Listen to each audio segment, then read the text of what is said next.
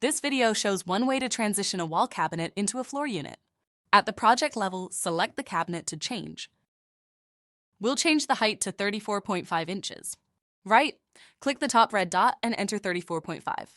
Click Apply. Then add space at the bottom for a toe kick.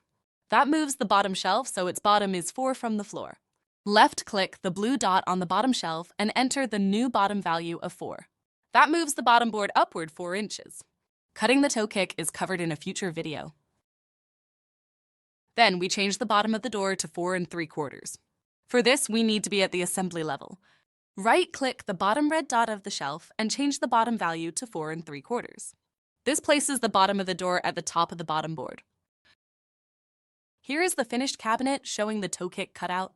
After reviewing the insertion and sizing of boards, we will return to building these containers.